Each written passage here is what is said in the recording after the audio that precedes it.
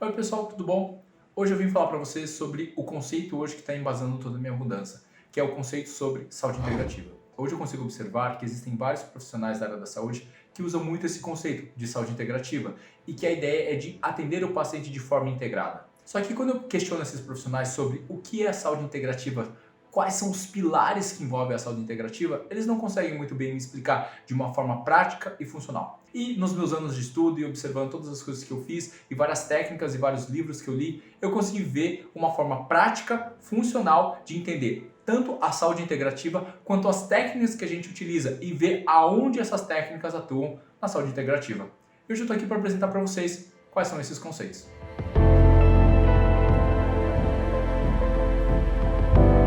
Bom, a primeira coisa que é legal a gente saber é que esses conceitos são baseados em biologia, física e química. Eu falo que são leis do universo, então todas as leis, todos os processos devem respeitar essas leis. E a saúde integrativa, obviamente, não é diferente. Então vamos lá.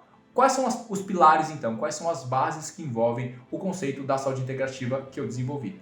E a resposta é, primeiro, os três componentes estão relacionados ao corpo. São eles, primeiro, o corpo físico, a parte emocional e a parte espiritual. E o que conecta esses três componentes é a parte energética. Então vamos falar então sobre cada um desses pilares. Primeiramente, a parte física. Eu falo que tudo aquilo que é tangível, palpável, mensurável é o corpo de forma física. Então, o conceito que a gente vai falar sobre o corpo físico é sobre entender a origem embrionária de cada um dos tecidos. Então, nós somos formados a partir de três folhetos embrionários. São eles o ectoderma, o endoderma e o mesoderma. Então, a nossa trindade do corpo físico. Então, uma coisa que é muito legal quando a gente vai tratar o corpo físico, e isso é muito de como eu faço na minha prática clínica, respeitar então essas hierarquias e começar a tratar sempre da mais importante, que é o ectoderma, e seguindo indo para menos importante, que é a parte musculoesquelética de origem mesodérmica.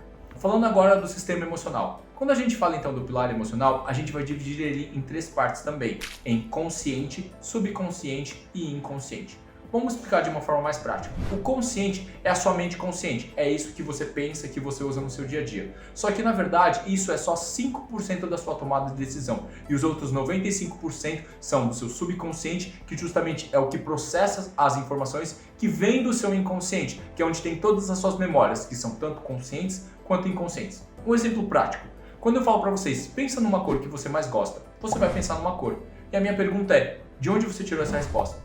E muitas vezes você não sabe, você simplesmente disse uma resposta. E o que é interessante, quando eu te faço essa pergunta, o seu subconsciente e o seu inconsciente, que são processadores emocionais muito mais rápidos do que seu consciente, geram uma resposta automática para você. Então, até um ponto de questionamento, o quanto de fato a nossa decisão ela é consciente ou ela não é também. Dito tudo isso, outra sacada muito legal é como a gente trata e atende a parte então emocional. E eu falo que basicamente existem três pilares para você ter uma forma efetiva de tratar o emocional do paciente. E a resposta é tratar então, o primeiro ponto, liberar as emoções. Então permitir ao corpo que libere os traumas emocionais, as reações químicas emocionais do nosso corpo. Um dos fatores que nos leva a adoecer emocionalmente é que justamente a gente não permite ao nosso corpo de liberar essas emoções. Os outros dois fatores que a gente deve trabalhar para a parte emocional são também a parte de trabalhar uma percepção negativa, então encontrar uma memória onde gera uma percepção negativa, uma sensação desagradável, e a última coisa é trabalhar crenças. Crenças limitadoras que colocam a gente dentro dos conflitos emocionais. O terceiro pilar então é a parte da espiritualidade, e a gente vai dividir ele então entre eu superior, perispírito e espírito, que é a alma que está ligada ao corpo. Então, vamos organizar tudo isso. Eu gosto de explicar de uma forma muito científica tudo isso. Eu falo que 6 a 3% da energia do universo ela está condensada em matéria.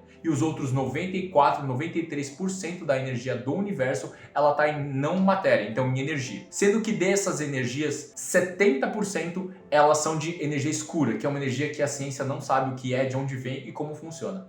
Então, quando você olha para você, fisicamente falando, então isso tudo significa que isso aqui é só, aspas, 7% daquilo que é sua essência, daquilo que é seu eu maior. E os outros, então, 93, 94% estão, então, no seu perispírito e no seu eu maior, que toma todas as decisões por você. Então, o grande desafio quando a gente olha para tudo isso é entender que o grande trabalho aí é a gente alinhar tanto o nosso eu superior quanto o nosso perispírito e o nosso espírito. para que eles todos sejam alinhados, para que eles possam tomar as decisões da melhor forma possível, sem grandes ruídos no caminho. E a quarta parte, a gente vai destacar sobre a parte da energia. A energia, então, é aquela que conecta esses três pilares. Então, entre o pilar físico, emocional e o eu superior, o espiritual, a gente vai ver, então, a conexão entre eles através desse campo de energia. E aí, o que eu falo sobre energia? O trabalho sobre energia, basicamente, é a forma como essa energia se conduz. Então, o tratamento é basicamente, então, liberar energias que estão estagnadas e colocar energia onde está faltando. Alguns exemplos práticos de técnica. Por exemplo, Reiki, acupuntura, que libera a linha facial. Alguns trabalhos sobre o campo eletromagnético também são muito interessantes. A gente pode falar também sobre trabalhos sobre vibração também.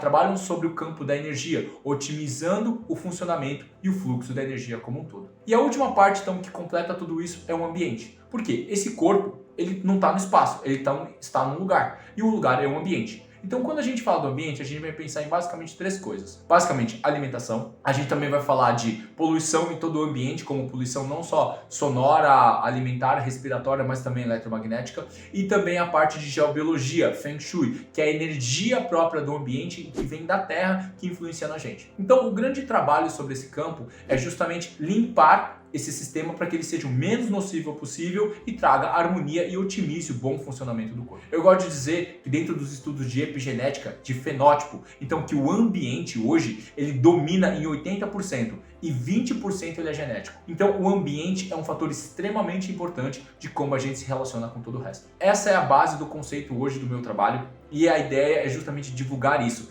de várias formas, tanto com aulas, como estudos e também como parcerias e atendimentos. Espero que isso tenha ajudado vocês na sua prática clínica para justamente você entender quais ferramentas você tem, aonde você atua, qual é o seu métier, aonde você oferece os seus trabalhos aos seus pacientes e também aonde você não atua, deixando claro para o seu paciente qual é o seu limite e também, se claro, você tem interesse em se aprimorar em outras partes daquilo que é a saúde integrativa, você poder se aprofundar. Mais uma vez, muito obrigado, tudo de bom, bons atendimentos.